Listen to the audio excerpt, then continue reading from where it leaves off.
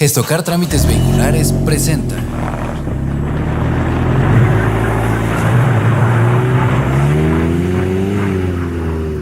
Y agradezco en verdad que estés aquí porque esto es un llamado a la sociedad. Es lamentable que tanta gente sepa lo que está pasando y no hagamos nada, hablando en general. Yo creo que, como todo, Ana Lu, hay gente que te castiga sin saber. Hay comentarios que te han de decir, tú eres la culpable o tú no hiciste bien las cosas. O, sí. ¿Qué sientes con todo eso? Pues bueno, es muy revictimizante. Mira, yo creo que de las cosas que más me molestan, porque yo sí me enojo. O sea, yo no soy la víctima de, ay, me voy a poner a llorar. No. No quiere decir que no llore, sí lloro. Pero yo ya tengo la piel muy gruesa. Porque ya he denunciado muchas veces. Entonces tú vas tomando consistencia, ¿no? En la piel. Y una de las cosas que más me molesta que me digan es que te victimizas. A ver, pongamos orden. En primera, yo no me victimizo. Yo no me victimizo. A mí me victimizaron. Yo no lo elegí. El señor cincuentón, sacerdote violador, me victimizó. Pero es que tú podrías darle la vuelta y entonces yo le di la vuelta y estoy hablando. ¿Tú qué estás haciendo? Respeto tu testimonio. Respeto que guardes silencio. A muchas de las víctimas, hombres, mujeres, los acompaño en su silencio. Los respeto. ¿Por qué? Porque ha de ser muy difícil guardar silencio y sostener todo solo. Pero eso te enseñan cuando eres chiquito, que te debes de callar, que esas cosas no se dicen, no se repiten. A todas las víctimas nos enseñaron a callarnos y a no decir nada. ¿Por qué? Porque la revictimización es muy dura. Porque cuando tú le cuentas algo a la gente lo primero que hace es cuestionarte a ti. ¿Por qué hasta ahorita? ¿Y tus papás? ¿Por qué no denunciaste? ¿Y por qué lo haces público si ya se murió el curita? ¿Y por qué revuelves los temas y por qué si aquí están hablando de los violadores de no sé dónde y nada que ver con los violadores de no sé qué? O sea, la pederastia es un tema y es un problema social multifactorial. Es un tema que se debe atender de todas las aristas. No hay excepción de víctima. No hay, ahorita estamos hablando de las víctimas de no sé qué. No. Somos todas y nos visibilizan a todas. Y el que haga exclusión de víctima y omita víctimas, encubre y es cómplice de estos delitos. Obviamente, el castigo no es la cárcel por omitir víctimas, por elegir cuál víctima mencionas y cuál no. No hay un castigo, pero debería haber un castigo social, un repudio social. A los pederastas, a los encubridores, a quienes no ponen al centro a las víctimas, a quienes no cuidan de las infancias. Claro que debería haber un castigo social, un repudio, un enojo, un encono social, una exigencia de que estas cosas dejen de pasar. Así es. ¿No? Entonces, creo que es muy importante visibilizarlo. Que si tengo que aguantarme cosas, sí. Me aguanto muchas cosas. Pero yo no soy la típica víctima a donde tú vas a mi espacio y yo te voy a decir, ay, claro, gracias por tu consejo, gracias por tu opinión. No. Mi comentario es, agradezco tu respeto y tu empatía, que son las dos cosas que deberían hacer girar al mundo. Porque el amor no es lo que hace girar al mundo. Eso no es. Y nos han enseñado que debemos ser tolerantes, pero no debemos ser tolerantes. Debemos ser respetuosos, que es diferente, y empáticos, para entender los contextos de las demás personas, entender tus privilegios o tus faltas de privilegio, tus oportunidades y tus faltas de oportunidades, tu sistema en el que te desarrollas. Que sí, ser mujer te condiciona a que vas a sufrir violencia sexual. Sí, la vas a sufrir en algún momento. En menor escala o en mayor escala. Desde que sales a la calle y te molestan. Así es. Sufres violencia sexual. Desde niña sufres violencia sexual. Navegas con tiburones desde que estás pequeña. para poder zafarte de la violencia sexual. La vives y muy factiblemente la vuelves a vivir.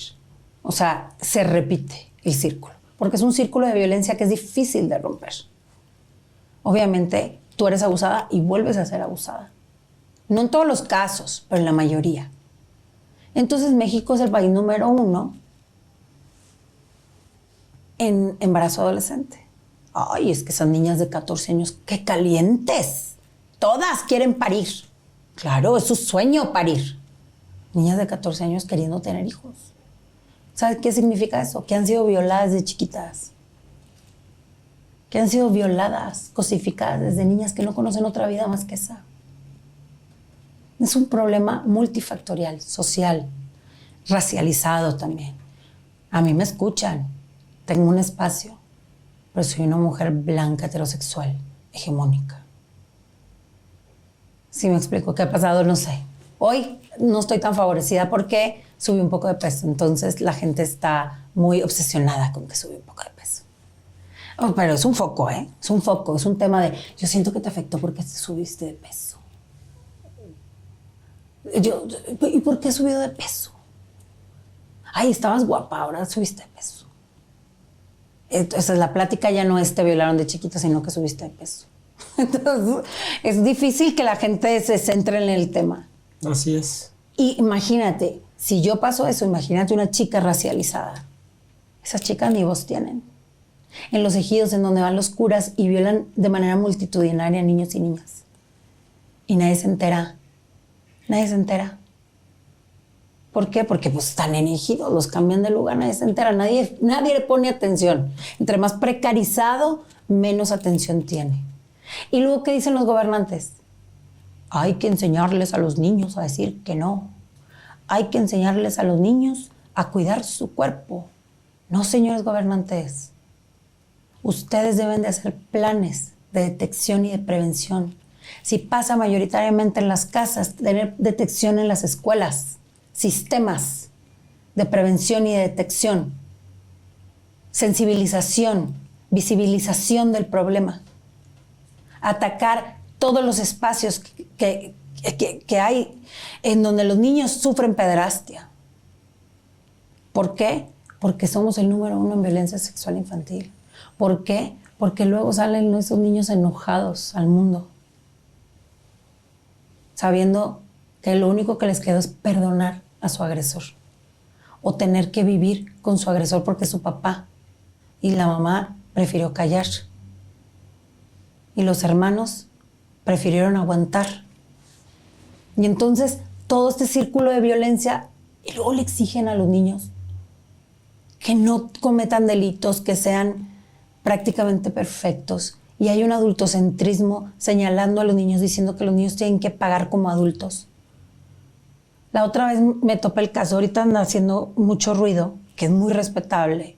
Yo no me meto con los, yo no me meto en los movimientos de otras personas, porque yo siento que los movimientos tienen que ser válidos y visibilizados. Y yo no soy quien para invalidar ningún movimiento. Al contrario, visibilícenlos todos. Todas las violencias, todas las soluciones. Estoy de acuerdo con eso. Justicia y verdad. Pero ahorita agarró mucha fuerza visibilizar el maltrato animal.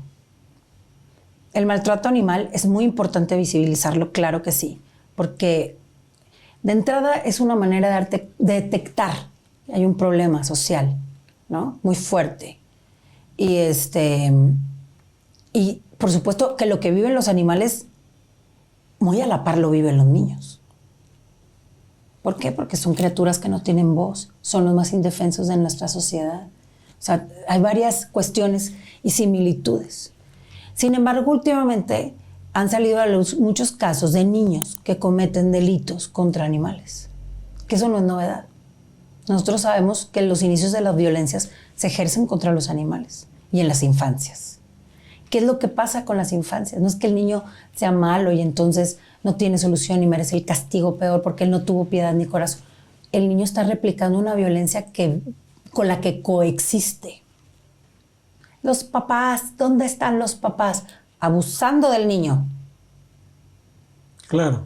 van y replican, se vuelven victimarios. Y no solo sucede con animales, sino es que sucede con niños más grandes o más fuertes que otros niños. Y replican la violencia con otros niños. Entonces, hay pederastia infantil. ¿Por qué existe eso? Porque son niños replicando conductas que les han sido ejercidas sobre otros niños, aplicando este poder. Sí, es un tema ultra complejo. Por eso a mí no me gusta que a los niños los traten como, ay, los niños son como angelitos. No, son personas que tienen derechos y que, por supuesto, tienen también que obtener las herramientas para protegerse y para no dañar a los demás, para salir lo más saludables al mundo. Pero si tú los golpeas, los quemas, los violas, ¿qué van a replicar esos niños? ¿Qué van a replicar con otros niños en sus espacios, en sus escuelas? Los que puedan ir a la escuela. ¿Qué va a replicar un niño que nace, crece y lo primero que tiene que pensar es cómo salir a buscar algo de comer? No qué va a estudiar, no qué sueño va a cumplir. ¿Qué va a comer? ¿Qué va a comer? Eso es lo que está pensando ese niño. Y en su casa aparte hay violencias, carencias, abusos, dolores. ¿Qué va a replicar?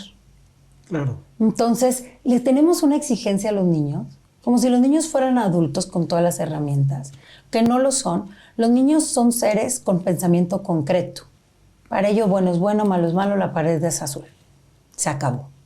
Pero los sentimientos de los niños son complejos. Las emociones son complejas, no son concretas. Se disparan, como nosotros. Ellos no se autorregulan. Son pequeños, están aprendiendo. Su cerebro se está desarrollando. Niño de 12 años daña un perro. Castíguenlo, maten al niño, búsquenlo, cásenlo, háganle. No, que con los niños no. No, pero es que si el niño lo hizo porque es malvado, que el niño pague. Quisiera verlos así, peleando, porque los niños no los violen. Si el niño replicó esa conducta, es porque factiblemente venga de un círculo social en donde a él lo han abusado sexualmente. Y ejerce poder con otro indefenso. Es que somos la ley del más fuerte. Es parte de nuestra naturaleza humana. Y no atendemos esos conflictos. Al contrario, en las familias los encubren. Sí. No hables de lo que hizo tu papá. Ya, no te creo.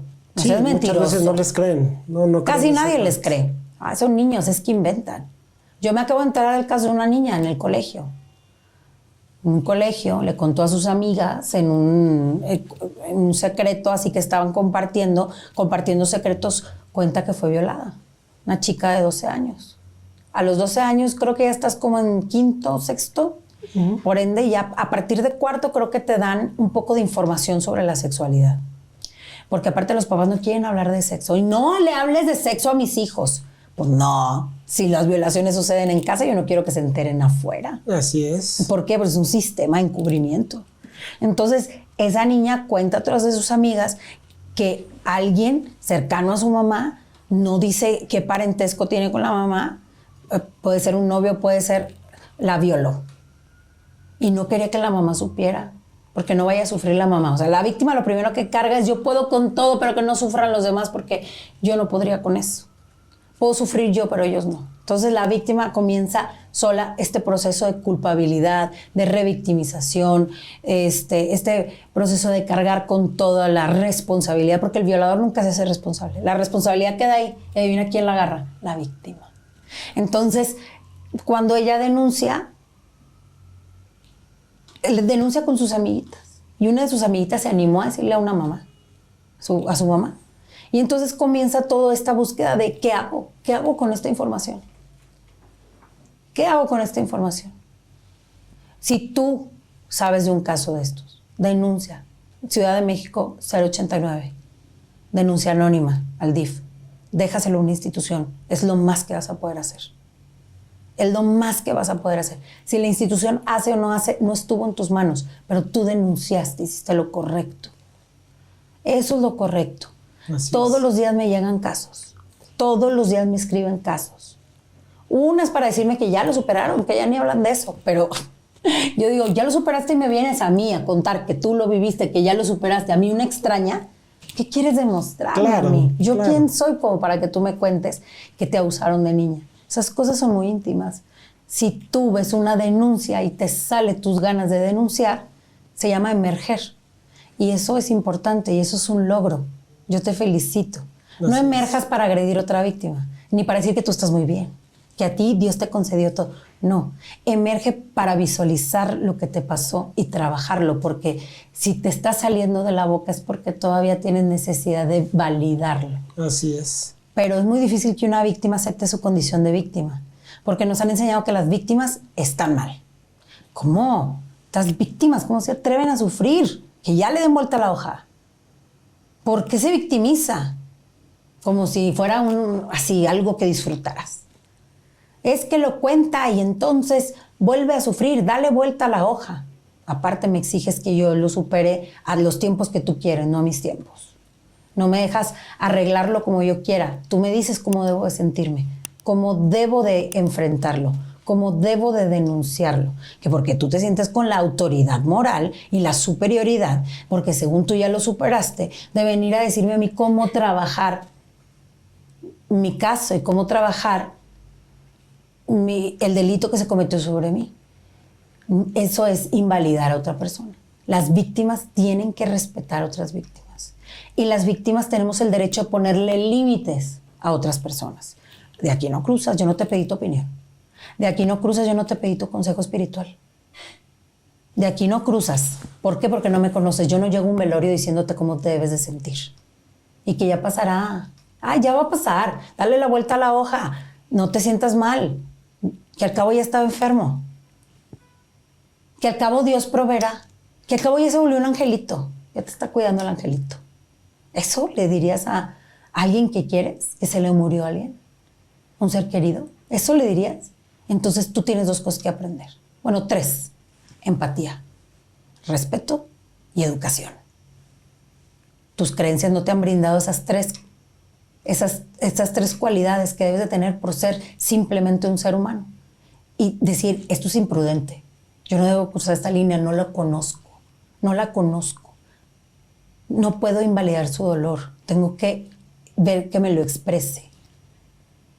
Eso es lo que las víctimas deben de hacer. No se sientan mal ustedes las víctimas por poner límites. No se sientan mal por no perdonar. Están bien, siguen saliendo adelante. Esas cosas son imperdonables. Que los perdonen quienes los justifican. Así es. Así es. Hay mucha gente que trata de invalidarte y me imagino que hay mucha gente que te pide ayuda. ¿Qué haces? Sí. Pues bueno, yo canalizo, yo no brindo acompañamiento, yo no soy psicóloga ni psicoterapeuta. Esa es otra cosa. Las víctimas, por ser víctimas, no son acompañamiento. Las víctimas, por ser víctimas, no tienen todas las respuestas. Las víctimas, por ser víctimas, no son todas conocedoras de qué procede. Cada caso tiene particularidades. Por supuesto, lo primero que diría yo es denuncia ante las autoridades. Las violaciones se denuncian. No cometan los mismos errores que se cometieron, por ejemplo, en mi caso. Que mis papás cometieron el error de no denunciar. Es que aquí no estamos diciendo que en la historia no tuvimos errores, pero somos los menos a los que pueden señalar por tener errores. Claro. Somos las víctimas. O sea, las víctimas ahora no tenemos derecho a equivocarnos, de no tomar una decisión que hubiera beneficiado tal vez más, porque no tuvimos la capacidad ni las herramientas para poder darnos cuenta. No, pero de primera instancia te paraliza. Te paraliza, te trauma, te impacta, lo niegas, pasas por el duelo. La violación a menores es un duelo. La víctima sufrió un duelo, una pérdida. ¿Pierdes qué? A ti misma, a ti mismo. Te perdiste. Te mataron de chiquito. Así es. No vuelves a ser la misma persona. Acabaron contigo. Acabaron verdaderamente contigo. Todo el sistema te oprimió. Y aparte te dijeron que te callaras. Porque si tú lo repetías, te iban a señalar y te iban a molestar. Entonces estabas obligado a guardar silencio, no solo por ti, por tu familia. No vayan a señalar a tu familia. Claro. No vayan a atacar a tu familia. Entonces, ¿qué cargas tú? Todo. Tú cargas todo. ¿no? Y aparte el estigma social, ¿no? Y aparte el estrés postraumático, los ataques de ansiedad, las noches en vela, sin dormir, en los medicamentos, las nuevas adicciones químicas que puedas generar o las nuevas adicciones que puedas verdaderamente generar como alcohol, drogas, suicidio. Sí, o sea, esas son cosas. A mí me dicen, sana. Yo le digo, no consumo alcohol, no consumo drogas. Estoy aquí viva denunciando. Siguiendo hacia adelante, tengo una familia, tengo mi trabajo. ¿No salí adelante? ¿Necesito sanar? No. Sana tú. Porque no es saludable que normalices que estas violencias se curan y se perdonan. Eso, ¿quién te lo enseñó? ¿Quién te dijo que tenías que callarte y sanar? ¿Quién te dijo que tenías que callarte y perdonar? Porque Dios te lo retribuirá. ¿Quién te dijo? ¿Quién te enseñó que así se maneja la violencia sexual infantil? Y te impidió buscar espacios donde tú puedas tener herramientas para salir verdaderamente adelante y no repitas patrones de conducta, relaciones tóxicas, círculos de violencia. O sea, es una cadena de consecuencias. Por eso a mí cuando me dicen la justicia divina porque el Señor ya se murió, digo no. El infierno, no. El infierno lo dejó aquí ese Señor. Claro. Con 50 años violando niños y niñas. Con niños y niñas que hoy cargamos las consecuencias de sus acciones y Él no pagó nada. Con el dolor no solo de ser víctima de violencia sexual, aparte de la impunidad, de haber señalado a mi abusador y que nunca le hicieran absolutamente nada, que muriera tranquilito con todas las comodidades, en una camita caliente, al lado de la gente que lo cuidó. Ese fue mi acceso a la justicia. ¿Y no te molesta? A ti, sociedad, no te molesta. Si tú a mí me mandas perdonar, yo te digo, yo no voy a perdonar porque los pederastas no tienen disculpas. Dime tú por qué un adulto viola a un niño. Por salvarse la vida, ¿cuál es la razón? Porque yo entiendo que de pronto alguien se mete a tu casa y tú te defiendes y mataste al ladrón. Era o él o tú. O él o tú. O que te estaban violando y tú te defendiste. O era él o tú. Claro. ¿No? Pero ¿cuál es la razón por la cual un pederasta viola a un niño? Porque razones para matar existen. Defenderte. Defender tu integridad, tu vida, tu persona. Te van a matar o van a matar a alguien que tú quieres. Te defiendes. Que se muera él o que me muera yo. Que se muera él. Pero para violar, ¿cuál es la razón? ¿Cuál es la razón para violar a un niño? ¿Cuál es la razón? Denme una sola. Ah, no, es que se violan niños por defenderte a ti mismo. ¿Por qué? ¿Cuál es la razón? La razón es maldad, poder. Te violo porque puedo. Porque te cosifico, tú eres un objeto. Te uso, te desecho, porque puedo. Soy poderoso y puedo. Entonces, perdónenlos ustedes. Carguen con la responsabilidad de que ustedes perdonan a los pederastas, en lugar de exigirle justicia a las autoridades, en lugar de poner en el centro a las víctimas, en lugar de ser respetuosos y empáticos. Carguen ustedes con esa responsabilidad. Yo no. Yo no voy a cargar con mi responsabilidad. ¿Saben por qué? Porque yo no tuve la culpa. Eso es sanar. Saber que tú no tuviste la culpa. Y dejarle la responsabilidad a los que vieron todo y no hicieron nada. A los que hoy hablo y me vuelven a mandar a mí a hacerme cargo de mí. Pues yo me hago cargo de mí. De lo que me hizo. Me hice cargo de todo. Porque pude con todo. Claro. ¿Sí me explico? Sí, Entonces, sí. cuando me mandan a ten paz. Bueno, pues, si tú puedes estar en paz, pues perfecto. Me impacta. ¿Dónde está el despertar del criterio y la conciencia? ¿Dónde está la espiritualidad de la que hablan? ¿Por qué se conforman con eso? No se pueden conformar. Tenemos que hacer caminos aquí en la tierra. Ya lo que pase allá será asunto de otros seres espirituales que yo nunca he visto. Pero aquí en la tierra tenemos que hacer camino, porque si no va a haber muchas más víctimas. Sí, va a seguir, y va a seguir. Va a seguir, y va a seguir, y va a seguir, y va a seguir, y nadie hace nada, y nadie hace nada, y nadie hace nada. Al contrario, no es que nadie haga nada, es que lo permiten. Están en paz con que pase. Que al cabo la víctima lo va a solucionar. Se va a encargar. Y a ver qué hace de su vida. Y entonces ya las víctimas que se drogan, o las víctimas que abusan del alcohol, o las víctimas que replican violencias, o las víctimas, todas esas víctimas que están en círculos de violencia, que soportan todo, porque cuando te violan te enseñan a soportar todo y a quedarte callada, y a no pedir ayuda. Entonces tú vuelves a replicar ese círculo. Te relacionas y entonces soportas todo, te quedas callada y sostienes tú sola la mentira de la relación, de la familia, de lo que tengas. ¿Por qué? Porque ya te enseñaron desde chiquito, desde chiquita. Las represalias Sí. a tu persona son de aquí a que te mueras. A que te mueras. Y no, las víctimas de violencia sexual no somos las únicas víctimas. Hay muchas réplicas de violencia, entiendo, por supuesto. Que los hombres también los violan, claro. Hagan su marcha, visibilícenlo. Salgan, hablen, denuncien. Pónganle cara a sus abusadores. Claro. Hagan su propio movimiento. Yo los invito, no nos manden a nosotros a marchar por ustedes. Háganlo ustedes. Totalmente de acuerdo. Sí, me explico. También es un trabajo de todos. Tienen razón, existe, por supuesto. Te lo valido. Es inmerecido. Lo siento, me duele. Nadie debería de pasar por algo así. Visibilízalo, denúncialo. Pero como es un delito mudo, como el silencio acapara las escenas. Lamentable todo esto, Analu. Analu, dime algo. ¿Tus papás cómo están? Ellos muy bien. Mira, cuando tú eres víctima de violencia sexual infantil, verdaderamente es que tú cargas con todo. O sea, mis padres son súper buenos padres. Pero no les pasó a ellos, me pasó a mí. Y aunque ellos me dieron, yo tuve acceso a terapias específicas de violencia sexual infantil. Por supuesto, a raíz de la violencia sexual infantil, tuve periodos de depresión infantil o depresión adolescente, luego obviamente depresión ya que soy grande, o sea, que soy un adulto, también tengo periodos de depresión, ¿no? Claro. O sea, eso no se quita. Yo entiendo que la salud mental es algo que padecemos todo y que no tenemos acceso a tener atención a la salud mental.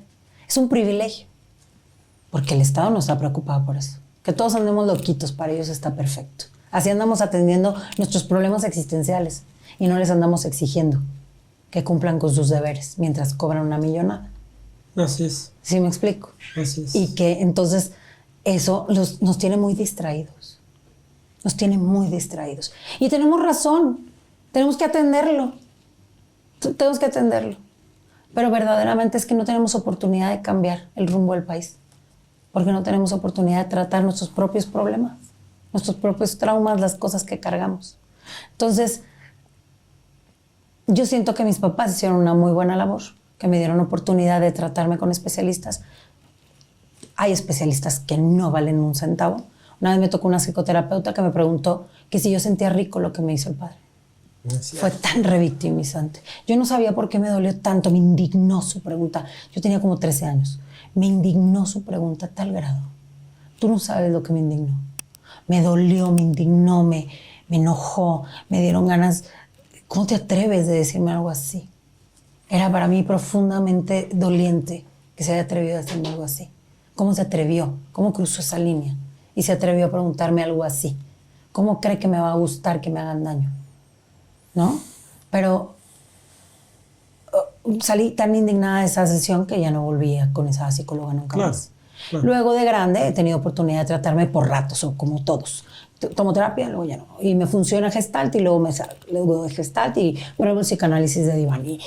O sea, sí, claro, lo intento todos los días. Por supuesto, siempre lo intento. Siempre una anda teniendo que revisar qué onda. Porque estos espectros de la violencia se te vuelven a presentar. Así es. Con un jefe en un trabajo, con un amigo, con una amiga, en tus relaciones personales, con tus hijos, te vuelve a presentar.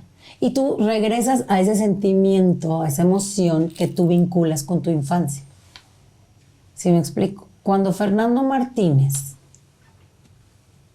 fue señalado por mí, Fernando Martínez, haz de cuenta que yo desaparecí de su existencia. Yo ya no podía ir a la capilla. Mis papás no me movieron de colegio. Imagínate el error. Me dejaron ahí. Yo 6 meses más conviví con mi agresor. Bueno, conviví. No convivía porque él no me hacía caso y ya no me volteaba a negar. O sea, de ser la elegida pasé a hacer nada. Tirada a la basura. Entonces yo tenía que entender eso. Para mi mente fue un shock, porque entonces yo no lo entendía. Como alguien que dice que te aprecia mucho y al día siguiente ya no te vuelve a querer nunca más, por lo que dije, por mi culpa, porque yo hablé. Porque yo rompí el pacto del abuso. ¿Sí me explico? Al romper el pacto del abuso, el abusador te condena. Te deja toda la responsabilidad a ti. Tú hablaste, tú cargas con la responsabilidad. Ya no eres esa persona especial, querida, aceptada, amada que yo te mostré que eras. Ya ni siquiera te volteé a ver. Entonces mis papás buscaron otras escuelas. Al hablar con el obispo les dijo que ni si se fueran a otras escuelas, porque en ninguna escuela la iban a hacer. Me iban a mí a aceptar. En ninguna escuela me iban a aceptar. ¿Por qué? Pues porque todas eran de religiosos. Tenían el control. Ajá, tenían el control total de la ciudad en cuestión religiosa. Y entonces mi mamá pensó en meterme en la escuela pública. Pero la escuela pública tenía casos de violencia sexual infantil sin resolver. Porque la SEP como la iglesia. La SEP se investiga ella misma. Juez y parte. Juez y parte. Entonces es el mismo... Ahí te quedas enredado. Tú tienes que ir a la fiscalía porque la SEP no te va a resolver nada. De una vez, padres de familia, para que estén atentos. Ustedes meten su denuncia a la SEP es juez y parte. Me violó el maestro a mi hija, voy, lo denuncio, le meto la denuncia a la SEP se investiga ella misma, investiga el propio maestro que tiene su propio sistema, entonces son juez y parte. Sí, lo cambia de plantel y punto. Sí, lo van llevando, igualito. ¿Por qué? Porque eso se llama violencia institucional, ¿no? Entonces, mis papás no me cambiaron de colegio. Es que miren, cambiarme de colegio era una moneda al aire. Llegar a un colegio con la historia que traía, con la depresión que traía, volverme a adaptarme. Y aparte no me querían abrir la puerta. Y luego en la escuela que mi mamá vio, para que yo terminara el año escolar, había casos de violencia sexual infantil que no atendían porque Cancún, tierra de pederastas. Entonces dijeron, mejor ni la movemos. Claro. Mejor no la movemos. Que para mí fue un error. Yo lo veo hoy y digo, se equivocaron. Pero también los entiendo. O sea, no vieron muchas opciones. No tuvieron las herramientas. Y de entre todos los que se equivocaron, mis papás son los únicos que se los justifico. Ni modo que también pierda mi familia porque la gente dice, ¿y tus papás se equivocaron? Pues sí, claro. Todos nos equivocamos. En los procesos de denuncia también las víctimas y las víctimas colaterales, que son los padres de familia, cuando la denuncia es externa, obviamente, te equivocas, cometes errores en los procesos que te cuestan caros. Claro, a la que le costaron fue a mí. Entonces hoy mis papás, no te voy a decir que no son un acompañamiento o que no me escuchan o que no me... Claro, me quieren, me escuchan, me adoran, todo. Pero definitivamente no viven esto igual que yo, porque aparte yo sí tengo una sed de dejar algo bueno aquí, de dejar la información. De dejar la información, de que la gente tenga mínimo algún testimonio que les dé guía y de que vean qué injusto es y cómo manejan los poderes fácticos, cómo se manejan desde las alturas y cómo manejan los discursos para generar que sus seguidores ataquen a las víctimas, las anulen, las invisibilicen, con tal de ellos siempre lograr sus objetivos. Así es. Son poderosos, no pagan impuestos, tienen sus propias empresas, son accionistas en otras empresas. Al menos los legionarios de Cristo y el Opus Dei mantienen prácticamente al Vaticano, son poderosísimos. Te digo, tienen todas las relaciones que debe de tener una empresa con los mejores empresarios de México. Educan a los hijos de los empresarios, entonces hacen una llamada y ya están conectados con tal porque estudió en la escuela y conoce al padre tal. Por ende, conocen a los gobernantes también. Los conocen a todos. Sí, gente poderosa. Ellos también. Hay una oficina en el gobierno que se encarga de las instituciones religiosas. O sea, inclusive tienen un espacio en el gobierno. El gobierno recibe a los sacerdotes, a los cardenales, a los obispos. Es más fácil que mañana ayer te levante el teléfono y lo reciba el presidente, a que el presidente reciba una víctima. Para la institución, todo; para las víctimas, nada. Primero la institución, después la institución y al último la institución. Y las víctimas, nada. Esa es la realidad. Y eso es lo que señalo. Y ahorita, aquí anda la película de Sounds of Freedom y todo eso, hay poderes fácticos relacionados. ¿El tema es importante? Sí. Quienes lo están moviendo, lo mueven por algo y descentralizan otros temas. Claro. Y ganan poder de otras maneras, movilizando toda esta creencia de que con los niños no, mientras somos el país número 1 en violencia sexual infantil. Pero vamos a visibilizar a Hollywood. Vamos a visibilizar a Hollywood. ¿Quién quiere visibilizar a las demás víctimas? Y en esta cuestión y tema sobre la pederastia y sobre la violencia sexual infantil, no hay excepción de víctimas. Si tú haces excepción de víctimas, tú eres el del problema. Porque en el espectro de la violencia sexual infantil cabemos todas las víctimas. Todas merecemos ser mencionadas. Y si no te agrada que señale a tu iglesia, a los sacerdotes malos y a los buenos, si no te agrada, ve y diles que no se callen cuando encubren pederasta. Ve y diles que no violen niños. Ve y diles que no los reubiquen en lugares a los pederastas para que vuelvan a violar niños. Ve y enójate con ellos. Ellos son los delincuentes, no los niños. No las víctimas. Las víctimas no estamos destruyendo la iglesia. Ellos están destruyendo la iglesia. Yo no tengo por qué salvar a la iglesia, ni preservar la iglesia.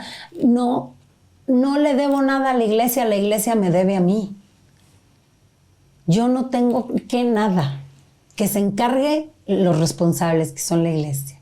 Que se encarguen los responsables, que son las autoridades. Que no hacen nada, no los revisan. Dejan que tengan seminarios menores. Padres de familia que van y entregan a sus hijos menores de edad para ser sacerdotes. Ah, pero con los niños no. O sea, no pueden votar, no se pueden casar. No pueden tener una identidad sexual, una orientación, pero sí pueden ser sacerdotes. ¿En qué cabeza? ¿Quiénes son los responsables? ¿Es un culto o no es un culto? ¿Qué es? ¿Por qué no se lo cuestionan? Yo no digo que creas lo que yo te digo. Yo te digo, cuestiónate lo que tú crees. Cuestiónate. No es nada malo cuestionar. ¿Quién te enseñó a no cuestionar? ¿Por qué? ¿Por qué te tienes que acatar a lo que te diga un señor? A un señor que nunca has visto, que estás esperando que venga. Un señor que se fue por los cigarros hace miles de años y ya no volvió. Ese señor nos abandonó a todos, ¿no? El Dios. No, ahí está, omnipresente. No lo ves, pero se siente. Yo no siento nada. Sí. Yo estoy bien. Yo lo que siento es que aquí tenemos que hacer algo, porque es nuestra responsabilidad como humanos. Totalmente de acuerdo contigo. Totalmente. Ya lo de allá, pues si el Señor existe, pues ya, ni modo, arderé en el infierno. Analu, si de alguna manera vas a cumplir ya casi 40 años, si de alguna manera tuvieras la oportunidad de ver a través de esta tele, poder ver a esta niña y decirle algo en ese momento, ¿qué le dirías? Que lo hizo muy bien. Lo hizo perfecto. Lo hizo excelentemente bien. Es una niña intuitiva, escuchó su voz interna, pudo decodificar lo que verdaderamente es el bien y el mal. Nadie me lo dijo. Nadie se lo dijo, nadie bajó y le dijo, esto es el bien y el mal. No, señores, a esa niña la violaban en las capillas. Y mientras la violaban le decía, Dios nos está viendo, no estamos haciendo nada malo. Y el Señor que me violaba me daba catequesis y me hizo mi primera comunión. Mientras me violaba, me hacía la primera comunión. Y esa niña salió adelante. Y esa niña piensa en otras personas. Tiene la capacidad de pensar en otras personas. Que eso es mucho que decir. Porque vivimos en un mundo que no culpo a nadie, pero muy individualista. Tenemos razón, hay que protegernos de todos. Son más los malos, amigos. Sí, son más. No es que seamos menos organizados los buenos, no, es que los malos sí son más. Sí, claro. Sí son más, no pasa nada. ¿Qué señal de qué? Tenemos que atendernos desde chiquitos. Tenemos que replantearnos nuestra educación, nuestro sistema, nuestra cultura, nuestras tradiciones. ¿Están bien? ¿Nos convienen? Nos van a llevar a un lugar mejor. No es que el mundo esté peor ahora que antes. Antes estaba horrible también. Ahora, aunque sea, podemos hablarlo. Así es. Yo lo hablé en 1991 y 1992. Yo me atreví a hablar en los 90s. Yo tenía 8 o 9 años cuando yo hablé. Yo denuncié cuando era chiquita. Yo no era persona jurídica para interponer una denuncia. Yo no podía denunciar ante las autoridades. No me correspondía. Hasta la fecha los niños no pueden denunciar ante las autoridades. Entonces, yo lo hice perfecto. Yo lo hice perfecto. Los adultos a mi alrededor, algunos por ser víctimas colaterales y otros por preservar su institución, cuidar su dinero, cuidar su imagen, encubrir al agresor y ejercer su poder, no estuvieron a la altura de las necesidades de una niña de 8 años que fue víctima de un pederasta con sotana, ni de las demás niñas que denunciaron valientemente en la escuela, porque no solo lo denuncié yo. 6 meses después salió el grupo de niñas que también denunció al padre Fernando Martínez. O sea, fuimos unas niñas como ningunas. Fuimos las niñas más fuertes, valientes, y éramos niñas. Éramos niñas. ¿Quién nos enseñó a hablar si no eran nuestros papás? ¿Quiénes nos dieron las herramientas de hablar si no eran nuestros papás? Fuimos fuertes y valientes. Yo, por mi parte, hablé sola. Creo que tiene un mérito, porque no tenía otra compañera en donde observar que lo que pasaba estaba mal. Mis compañeras, tristemente, tuvieron que observar en otras niñas lo que pasaba, hasta que una de ellas, un día, no pudo más. Vio que le estaban haciendo a las más chiquitas lo mismo que les hacían a ellas, y entonces se horrorizaron. Porque ellas podían cargar con eso, pero más chiquitas ya no.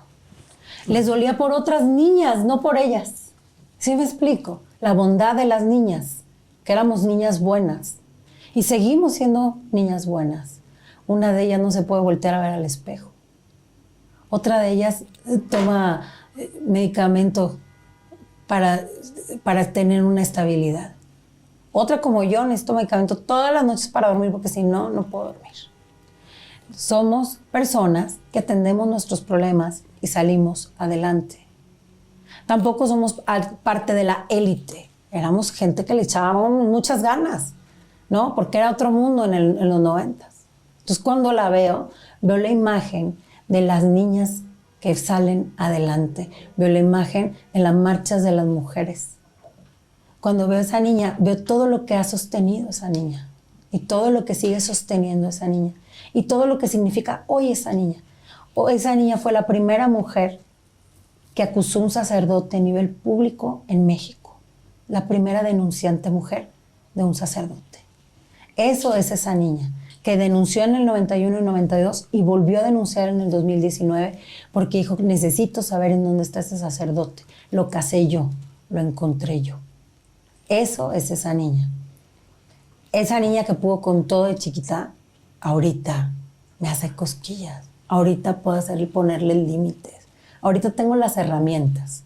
De chiquita tenía, no sé qué tenía. Tenía la fuerza, nada más. Yo en verdad te agradezco que estés aquí por todo lo que estás dejando, por toda la gente que de alguna manera le estás guiando, porque es muchísima la gente que ha sido violentada, violada, lastimada. Claro, tú tiras una piedra y le cae una víctima. En este país somos más las víctimas. Totalmente de acuerdo.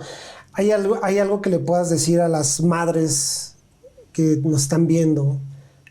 Puntos rojos, puntos de alerta, para que les digas aguas, que sea algo muy notorio, que algo... Primero quisiera decirles que la justicia no es un favor. No tienes que pedir por favor, ni ay, buenita.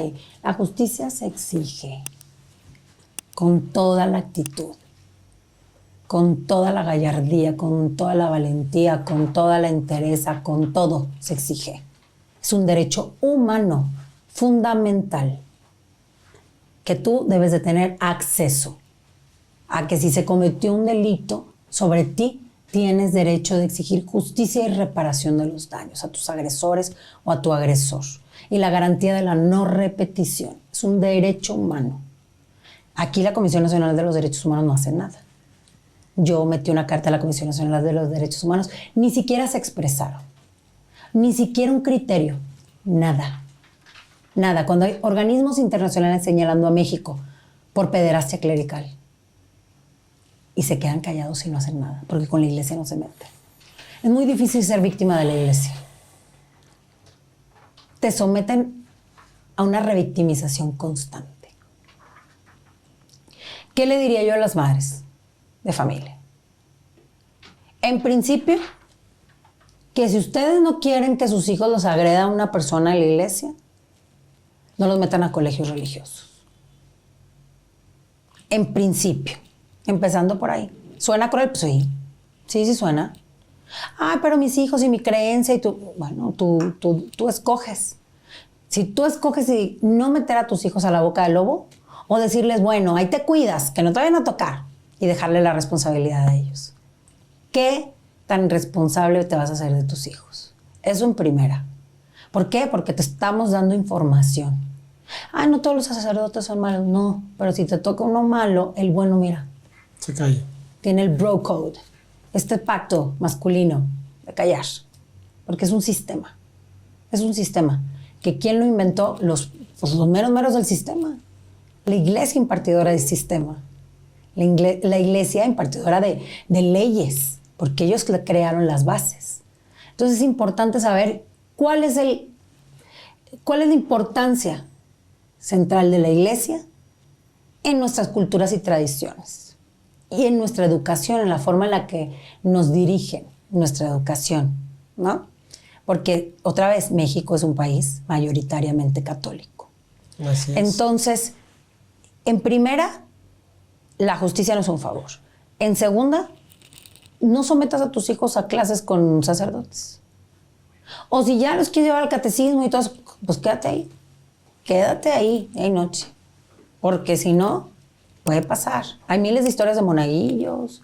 O el sacerdote que tenía al chico que era su amante y lo mató y luego le hizo la misa, ¿te acuerdas? Pasó aquí, creo que en Ciudad de México o en Estado de México. El sacerdote que andaba con un chico joven, él ya era mayor de edad, no sé cuánto tiempo llevaba con ese sacerdote, en un forcejeo de sexo, al parecer, teniendo intimidad sexual, lo mató. Y hasta le ofreció la misa así. Ofició la misa el sacerdote. Y ya luego lo cacharon y ya está en el bote. Si no lo hubieran cachado, ya, ¿no? Claro. ¿Sí me explico? Ese es el problema con los agresores de la iglesia.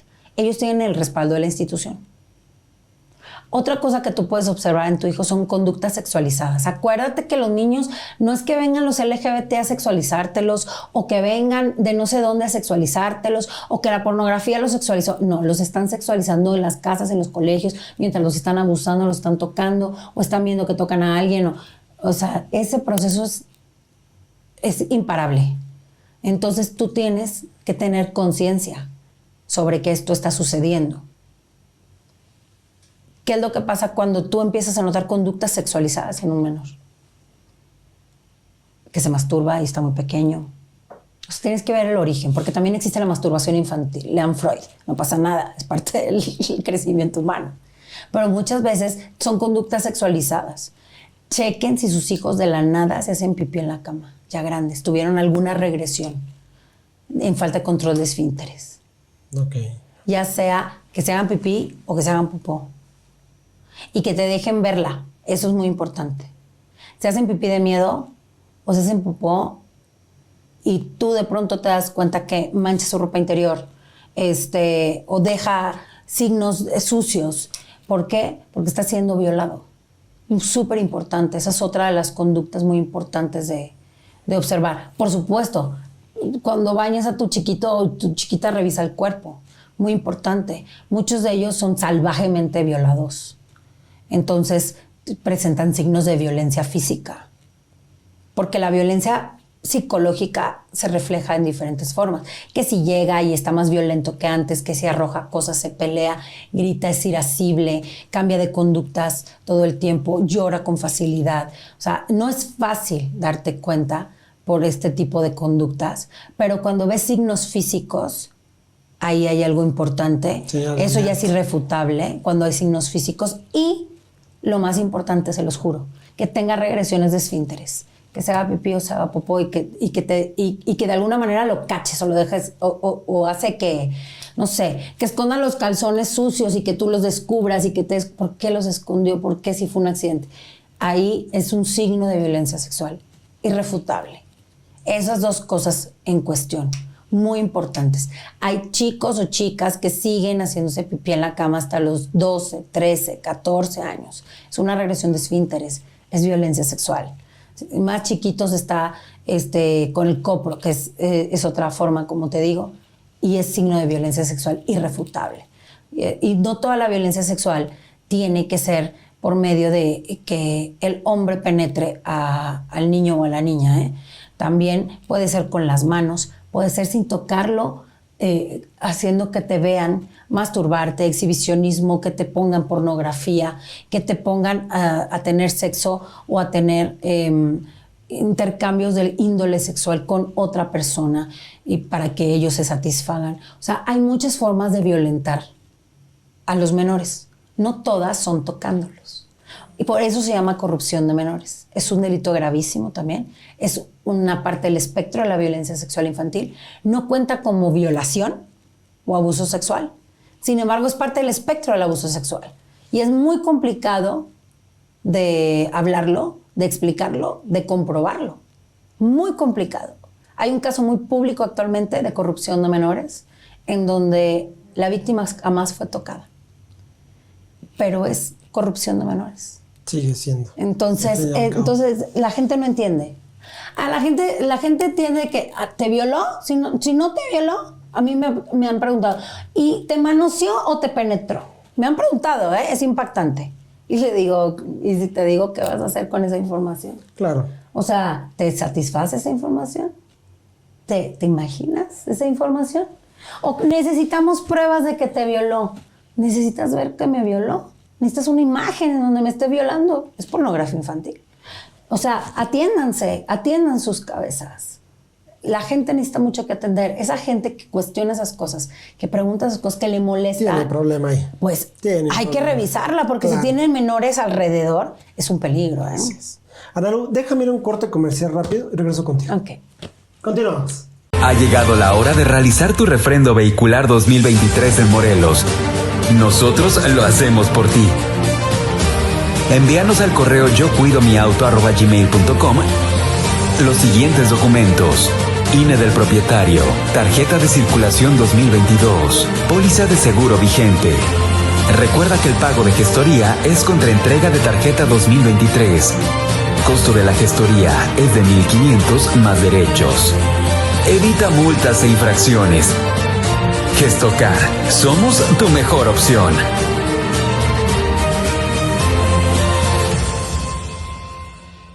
Analu, nuevamente, gracias en verdad por estar aquí. Esta es una gran entrevista que sé que va a dejar mella en mucha gente, que va a tomar ciertas medidas para evitar pues estas situaciones, porque sí, como dices, en la escuela es algo tan común y la gente sigue sin hacer nada. Claro. Y es complicado. Pese a que no es el lugar en donde más se dan los abusos, el 60% se da en los núcleos familiares. En el hogar. En el hogar. Y el resto, el 40%, se da en lugares como la escuela, las clases particulares, las iglesias, ¿sí me explico? En todos estos espacios en donde los niños se dispersan o tienen actividades extracurriculares o actividades de diversión. Y ahí es donde los abusadores aprovechan. Por supuesto que yo no invalido ni invisibilizo a la mayoría. Me explico, la mayoría es un caso muy fuerte porque hay un grupo de gente que defienden a la familia tradicional. La familia tradicional tiene muchos delitos encubiertos. La familia tradicional encubridora de pederastas. Muy difícil aceptarlo. Entonces, ¿tenemos que destruir a la familia tradicional? No, tenemos que trabajar en la familia disfuncional. Eso es lo que tenemos que hacer. Van a seguir habiendo matrimonios heteros. O van a seguir habiendo uniones heteras, por decirlo así. Va a seguir existiendo eso. El mundo hetero no va a desaparecer, no se preocupen, no están en peligro. Nadie quiere hacer LGBT a los niños. Todo está bien, tranquilos. Lo único que quieren es que los visibilicen. Porque hay niños que vienen y que son LGBT. Desde chiquitos. Que nacen del vientre de una madre heterosexual. También existe. Y que en sus casas también sufren violencia sexual. Con los vecinos, con los tíos, con los primos, con los papás, con los hermanos, con los abuelos.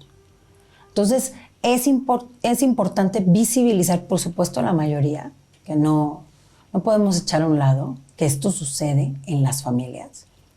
Pero tenemos que echar ojo de la problemática de las minorías que sufren violencia sexual infantil y aparte violencia institucional.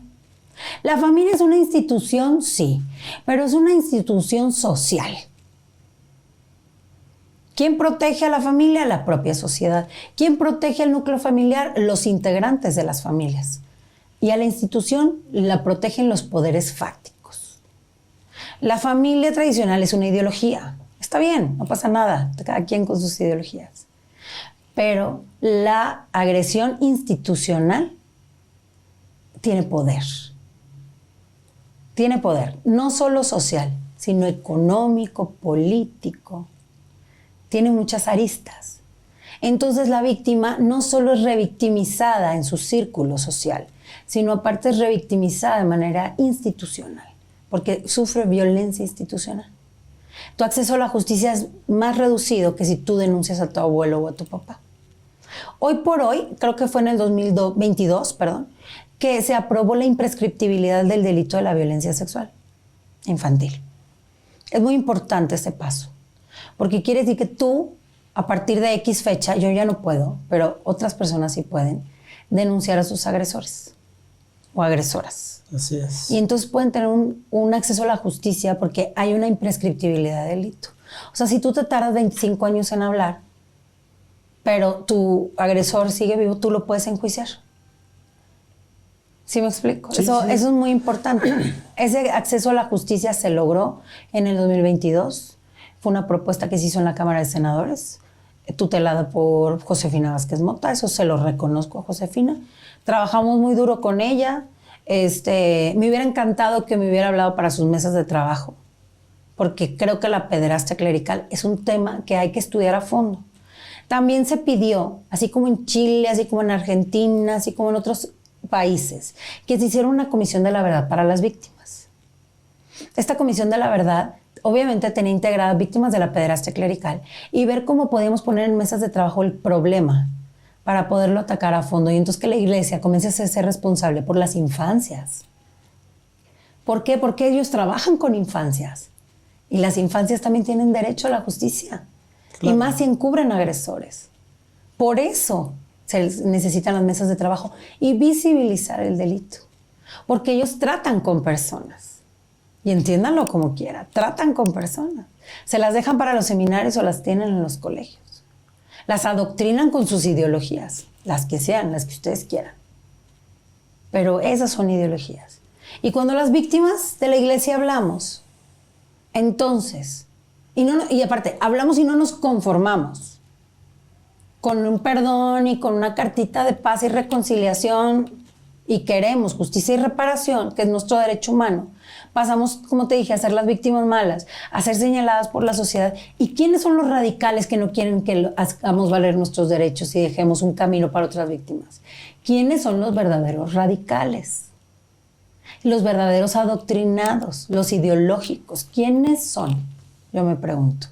Que voltean y te vienen a decir que ya te calles porque la iglesia es buena y le da a comer a los niños de África.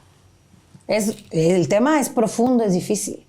La iglesia tiene deudas con las infancias de México, al menos hablando de mi país.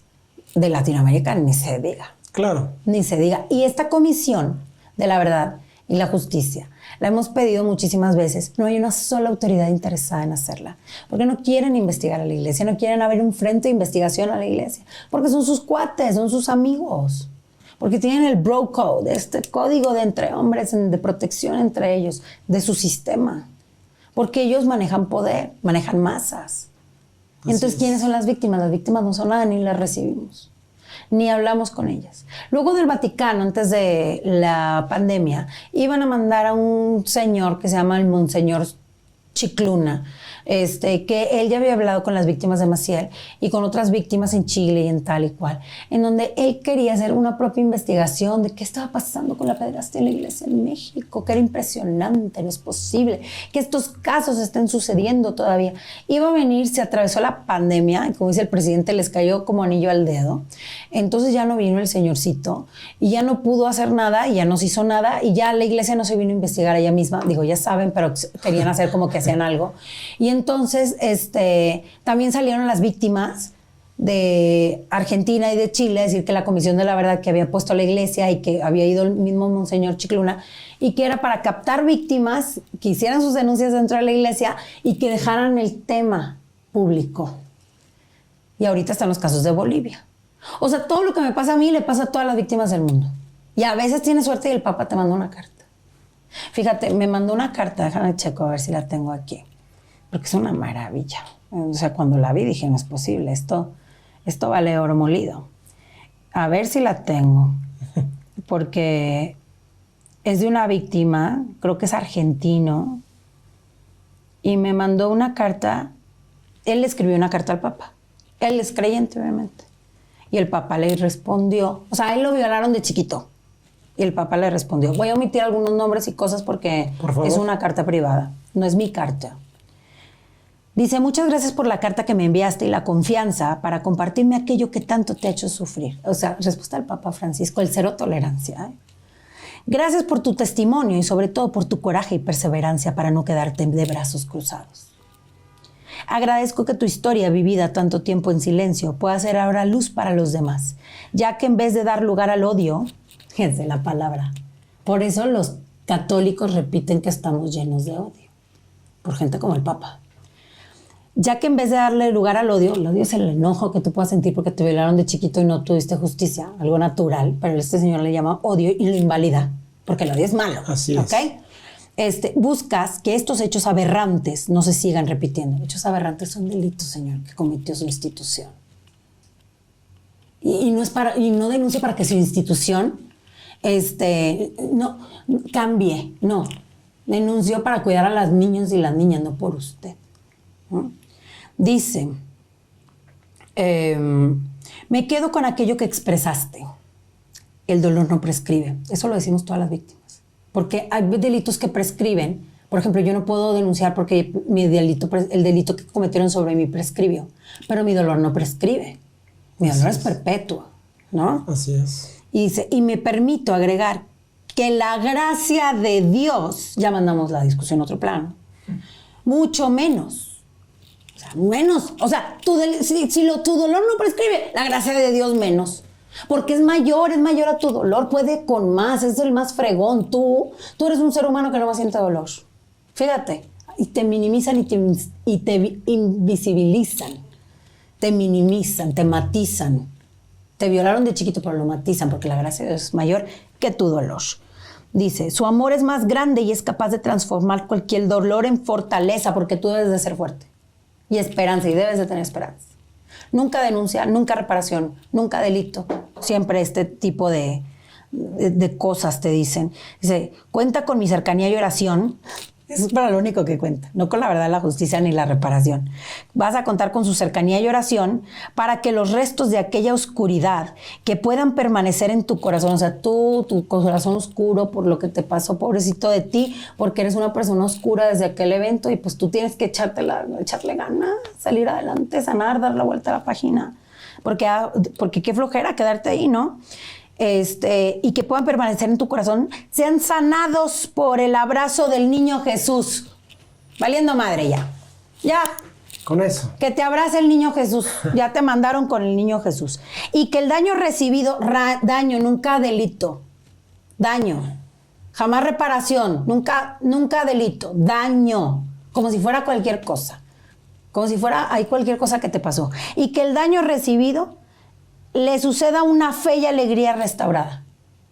Esa es tu obtención de justicia por parte de la iglesia.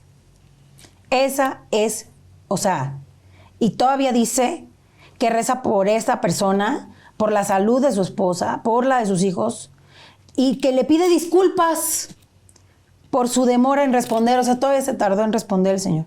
Gracias por tenerme presente en tus oraciones, o sea, todavía hay que rezar por el Señor. Y te pido que no dejes de rezar por mí, o sea, aparte te pido.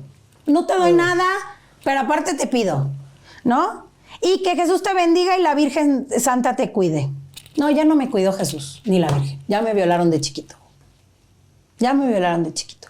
Esta es la obtención de la justicia. Esta es la vergüenza. La vergüenza no es justicia, señores. La vergüenza no es justicia. Si a usted le da vergüenza, señor papá, la vergüenza no es hacer justicia, no es justicia ni reparación. Es inválido, inservible, mínimo, insuficiente. No nos interesa. No nos interesa.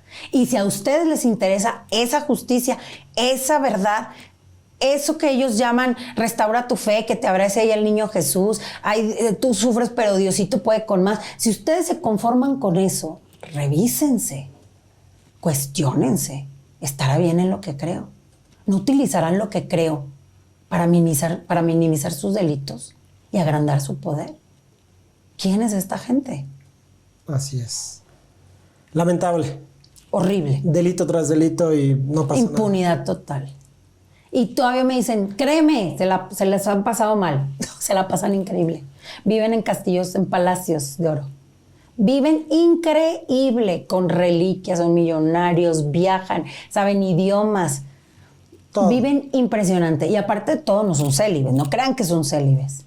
No crean que son célibes. Eso no existe. Es un hablar de dientes para afuera. Es para decir, ay, es que célibe vio a los niños porque pues, se aguantaba mucho y ya no aguantó con los niños. No. No. Así no funciona. Así no funciona. Entonces, siempre hay una justificación para el delincuente y nunca hay empatía y respeto para la víctima. Tenemos que cambiar mucho como sociedad. Entonces, yo les vuelvo a preguntar, ¿de verdad ustedes son los buenos, los creyentes? ¿De verdad Dios está entre nosotros y todo pasa porque Él quiere? ¿Qué papel juega aquí ese espiritual Dios? ¿Dónde está cuidando a los niños en el país número 1 de violencia sexual infantil? ¿Dónde está? ¿Dónde está? ¿De verdad nos mueve el amor? ¿De verdad? ¿O es amor? ¿O qué es amor? ¿Qué es amor si pasa en las familias? ¿Eso es amor? Por eso tenemos relaciones tan horribles y salimos al mundo a exprimir nuestro dolor. A destruirnos. Exacto, a replicar violencias. La sanación, que es un proceso individual y de todo el resto de tu vida, es algo que tú haces y que tú te encargas de ti mismo, de tus sentimientos y de las emociones, afectaciones que te dejó otra persona. Tú te haces responsable para salir al mundo a ser un poco más saludable. Pero pedir justicia no es insano. Exigirla, mucho menos. ¿Qué significa? Que soy una persona que no carga con la culpa. Pero tampoco lo voy a dejar dormir en paz. No, mientras yo tenga voz voy a hablar. Aunque no les guste, ni modo. Si no les gusta, que cambien ellos. Y si no quieren cambiar, que la sociedad los abandone. Porque eso se merece. Así es. Por los niños, niñas y adolescentes, que son el futuro. Analu, ya para casi terminar, ayúdame, dime lo primero que se te venga a la mente, una sola palabra. Por cada lo que yo te diga, quiero que me digas qué piensas. Ok. Legionarios de Cristo. Pederastas. Pederastía clerical. Violencia institucional. Fernando Martínez. Violador. Aurora Morales. Cómplice facilitadora. Marcial Maciel. Delincuente, ¿cómo se podría decir? Un genio delincuencial. Analu Salazar. La que cargó con todo. Pues gracias en verdad, Analu. Te agradezco en verdad esta gracias a ti por el espacio. La verdad es que casi nunca tengo tanto espacio para hablar de este tema que es muy complicado, muy complejo y muy profundo porque todo está hilado y es muy importante visibilizarlo. Muchas gracias. Por último, nos hiciste el favor de escribirnos una frase que estás viendo aquí en nuestro collage. Ajá. Que dice: La justicia no es un favor. Así es. ¿Me podrías decir qué significa para ti? ¿Qué dice para ti? Que cuando ustedes sean víctimas de un delito, no sientan que les hacen un favor por darles justicia. Es su derecho. Y la justicia no se pide por favor. La justicia se exige. Se exige. Tus derechos humanos deben de darte acceso a justicia y reparación. Las autoridades tienen que hacer su parte responsable. Y los responsables tienen que pagar en tiempo y forma expedita. Ese es el deber ser. No te sientas mal si exiges justicia. No te sientas mal si no te conformas. Está bien no conformarse. Los conformistas tienen derecho de serlo y tienen derecho a ser respetados y que nosotros entendamos el contexto de que se hayan conformado, pero que no nos estorben a los que queremos hacer o dejar algo para las víctimas que vienen detrás, empujando, que son muchas, muchísimas, incontables, dolientes, y que tenemos que trabajar en ellas para que entiendan que no fue su culpa, que no hicieron nada malo y que merecen justicia y reparación. Ser visibilizadas, abrazadas, contempladas, que no son desechables, no son cosas. Eso es muy importante tenerlo en mente. Muchas gracias, Ana Lu. Regálame tu firma, claro, por favor. Sí. ¿En dónde? ¿En qué parte? Donde quieras, en la parte negra, donde tú gustes. Ah, es plateadito, ¿verdad? Sí. Ah, bien. Muchas gracias, en verdad, Ana Lu. Muchas gracias por estar aquí. Y bueno, ya te estaremos avisando. Tus redes sociales que te puedan seguir. Ana 1, aquí. Es Ana 1 U Salazar, TikTok, Instagram, Facebook soy Ana Luz Salazar, Twitter está igual, Ana 1. Ana 1 U Salazar. Esas son mis redes sociales. Ahí me pueden encontrar. Todas son iguales. Le ponen Ana Luz Salazar y salgo yo. Y no se van a encontrar tampoco con la típica víctima doliente, nomás para que se hagan una idea. Sí, claro. Sí, totalmente. o sea, no soy la víctima que acepta todos los comentarios tampoco. Tengo mis límites, a mí me tienen que respetar, tienen que ser respetuosos y empáticos. No puedo regresar al futuro, al pasado no puedo cambiar. Entonces, por favor, para que no me vengan a decir lo que hubieran hecho, porque es muy molesto y muy revictimizante, porque ya lo que hubieras hecho tú mejor que yo, de entrada ni estuviste ahí y ya no puedo cambiar la historia. Lo que puedo es enseñarte, lo que puedo es que aprendas de la fuente primaria lo que es vivir una experiencia de este tipo, de esta índole. Y te invito a cuestionarte y a investigar este tipo de casos, la pederastia clerical, cómo se maneja a nivel internacional. Los casos de Polonia, de Francia, de Bolivia, de Chile, de Argentina, de México, en Estados Unidos, todos los casos en España, en todos lados tú puedes revisar los casos de pederastia clerical y vas a ver que todas las víctimas comparten mi sentir. ¿Por qué? Porque hay un modus operandi y es importante visibilizarlo. No se hable más. Muchas gracias por estar con nosotros. Gracias, al contrario. México, me dueles. Yo soy Oscar García de tu programa ¿Y tú qué condaos? Hasta la próxima. Tengo que saber qué vas a hacer.